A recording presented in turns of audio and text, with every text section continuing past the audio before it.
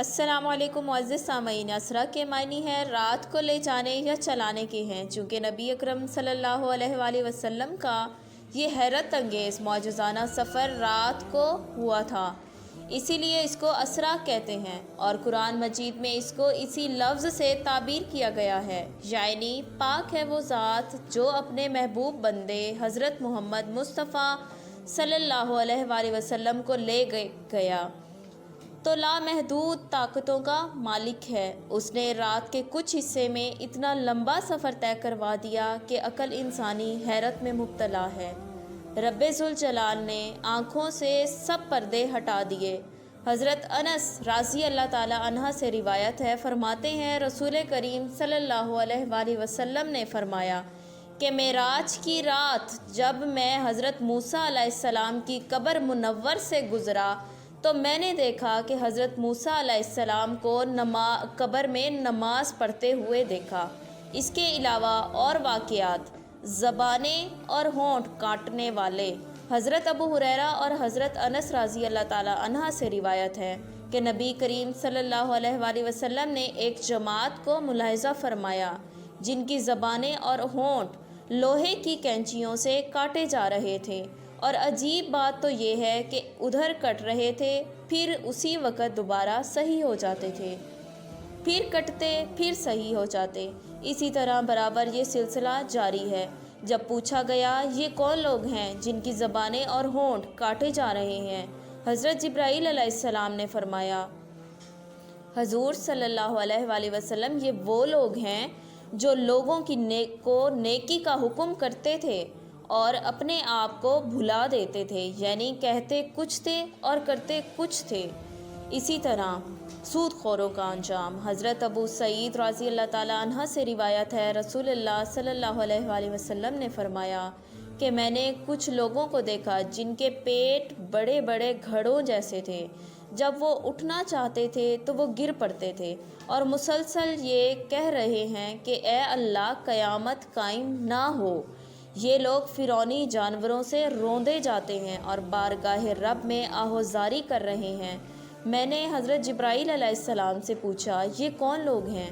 عرض کیا یا رسول اللہ یہ سود خور لوگ ہیں، اور سود خور ان لوگوں کی طرح کھڑے ہوں گے جنہیں شیطان نے پاگل بنا رکھا ہے۔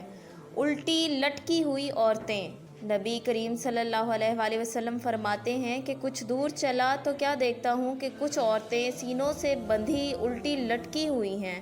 ہائے وائے کر رہی ہیں۔ میں نے پوچھا یہ کون عورتیں ہیں تو بتایا گیا یہ وہ بدکار عورتیں ہیں جو اپنی اولاد کا قتل کرتی تھیں۔ غیبت کرنے والے نبی کریم صلی اللہ علیہ وآلہ وسلم نے فرمایا میں نے کچھ لوگ دیکھے جن کے پہلو سے گوشت کاٹ کاٹ کر انہیں کھلا رہے تھے اور کہتے جاتے تھے کہ جس طرح دنیا میں تم نے اپنے مردہ بھائیوں کا گوشت کھایا اسی طرح اب یہ گوشت بھی کھاؤ۔ میں نے پوچھا اے جبرائیل علیہ السلام یہ کون لوگ ہیں جو اپنا ہی گوشت کھانے پر مجبور کیے جا رہے ہیں؟ عرض کیا یا رسول اللہ صلی اللہ علیہ وآلہ وسلم یہ عیب جو اور آوازیں کسنے والے لوگ ہیں، آبرو ریزی کرنے والے۔ حضرت انس رضی اللہ تعالی عنہ سے روایت ہے، فرماتے ہیں نبی کریم صلی اللہ علیہ وآلہ وسلم نے فرمایا جب مجھے میرے اللہ کی طرف عروج دیا گیا تو میں نے ایک قوم کے پاس سے گزرا جن کے ناخن تانبے کے تھے اور وہ ان ناخنوں سے اپنے سینے اور چہروں کو خراش رہے تھے۔ میں نے پوچھا اے جبرائیل علیہ السلام یہ کون لوگ ہیں؟ عرض کیا یہ وہ لوگ ہیں جو لوگوں کی آبرو ریزی کرنے اور غیبت کے در پہ رہتے تھے،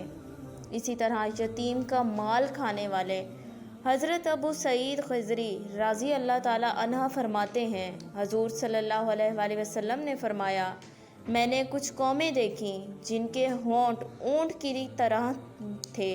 اور ان کے منہ کھلے جا رہے تھے اور بدبودار گوشت ان کے منہ میں ڈالا جا رہا تھا جو پخانے کے راستے سے نکل جاتا۔ وہ چیخ و پکار رہے ہیں، میں نے سنا وہ اللہ سے چیخ کر فریاد کر رہے ہیں، اور میرے پوچھنے پر بتایا گیا کہ یہ وہ لوگ ہیں جو یتیموں کا مال سے کھاتے تھے اور اپنے مال سے صدقہ نہ دیتے تھے، اب یہ آگ کھاتے ہیں اور عنقریب دوزخ میں پہنچیں گے۔ بے نمازی کا حشر۔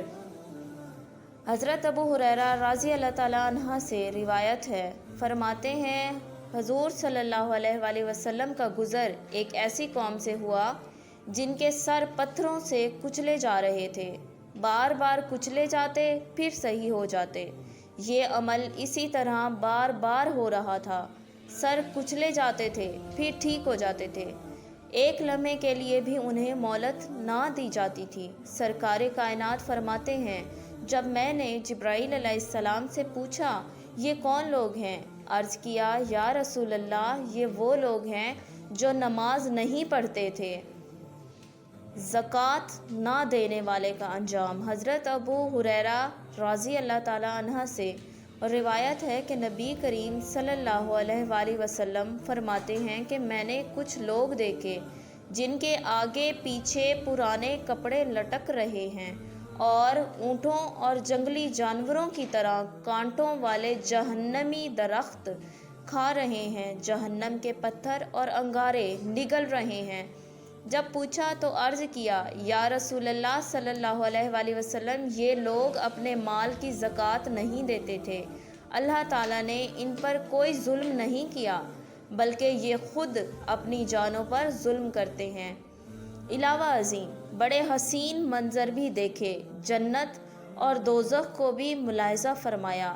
یعنی کھیتی والی قوم۔ حضرت ابو ہریرہ رضی اللہ تعالیٰ عنہ فرماتے ہیں سید الانبیاء نے فرمایا میں نے ایک قوم کو دیکھا جو ایک روز کھیتی بوتی تھی اور دوسرے روز کھیتی کاٹتی ہیں، جو ہی کھیتی کاٹ کر فارغ ہوتے ہیں تو نئی کھیتی بڑھ جاتی ہے۔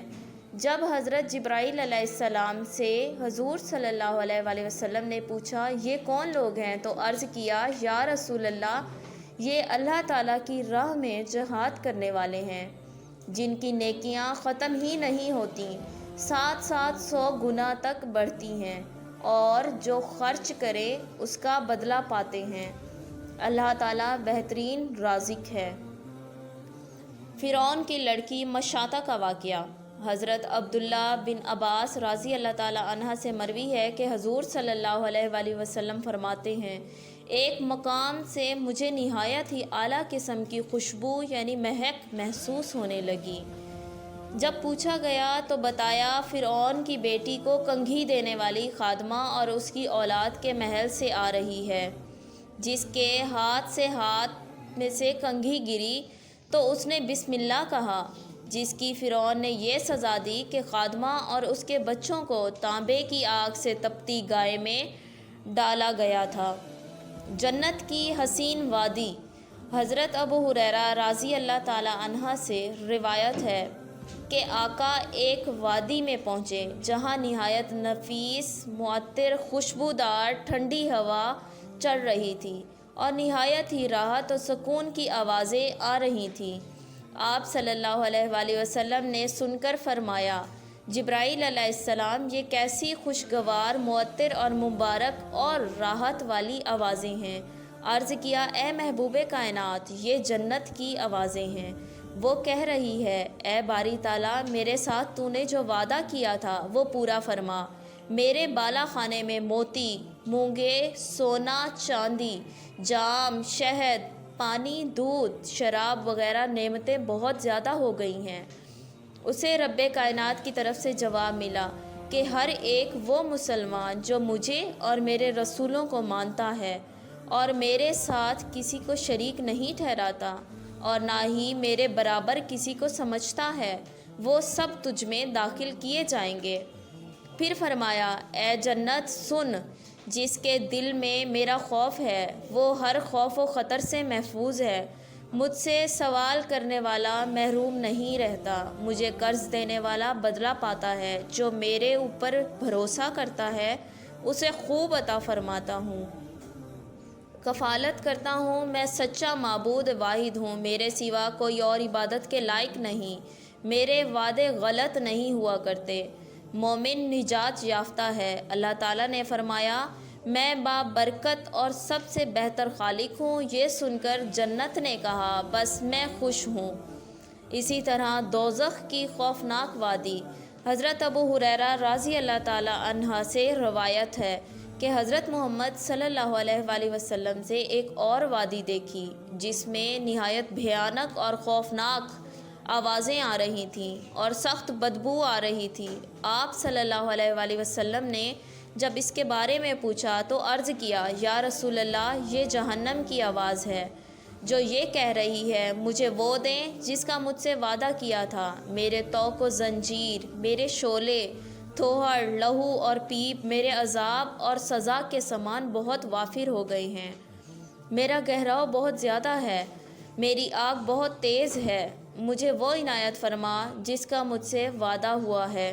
اللہ تعالیٰ نے فرمایا، ہر مشرک و کافر، خبیث، منکر، بے ایمان، مرد عورت تیرے لیے ہیں۔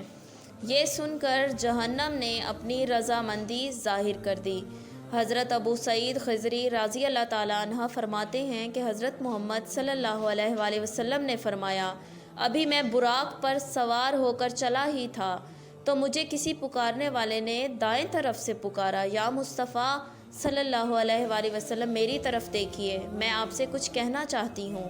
آپ صلی اللہ علیہ وآلہ وسلم فرماتے ہیں، نہ میں نے جواب دیا نہ میں ٹھہرا۔ پھر جب تھوڑا آگے بڑھا تو بائیں طرف سے کسی نے پکارا، اے محمد صلی اللہ علیہ وآلہ وسلم میری طرف دیکھیے، میں آپ سے کچھ پوچھنا چاہتی ہوں۔ نہ تو میں نے اس کی طرف توجہ فرمائی اور نہ ٹھہرا، اور جب بیت المقدس پہنچے تو حضرت جبرائیل علیہ السلام نے عرض کیا، یا رسول اللہ صلی اللہ علیہ وآلہ وسلم، پکارنے والوں میں پہلا یہودی تھا، اگر آپ اس کا جواب دیتے تو آپ کی امت یہودی ہو جاتی، اور دوسری عورت دنیا تھی، اگر آپ اسے جواب دیتے یا وہاں ٹھہرتے تو آپ کی امت دنیا کو آخرت پر ترجیح دیتی اور گمراہ ہو جاتی۔ اللہ اکبر۔